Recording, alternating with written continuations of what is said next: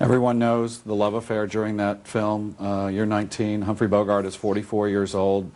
It's flirtatious. It's very friendly. It becomes very loving.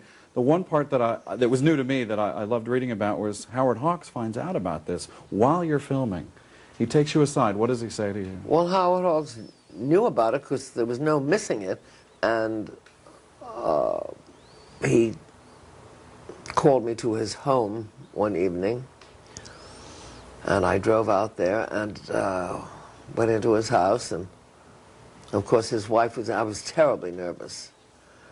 And he said, you know, you're throwing away a chance that any girl would have given everything in the world to have, and you're just throwing it away. This guy's not going to marry you. He's had other women before, which of course was not true. That was not Bogey's way at all. But he tried to discourage me, and he said, oh, listen, I'll just get rid of your contract, send you to Monogram. That'll be that. Well, I was in tears. I was a wreck. And I remember the next day, when we were on the set, and I said to Bogey, he's going to send me to Monogram. Which was another movie studio that wasn't quite as classy. Oh, right. No. They made spaghetti westerns. And it was very frightening. Very frightening experience, but Howard wanted to do everything to discourage it. And he tried to discourage Bogey and me. And I tried.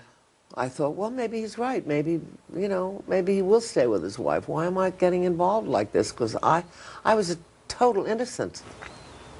So I thought, well, maybe it's true. I mean, maybe he will. And so I was quite cool after that, you know, for quite a while, as cool as I could be, considering that I wasn't cool at all.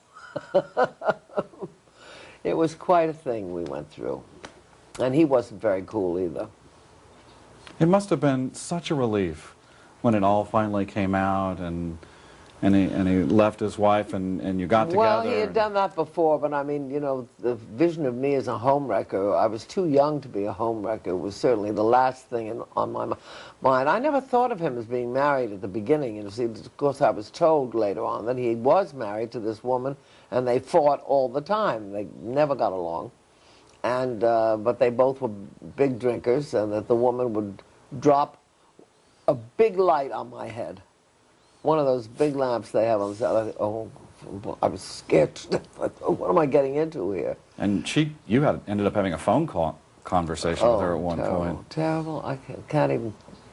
Horrible. Anyway, I know it's better to read about that. People should definitely read about that. Let me jump to a couple of other things.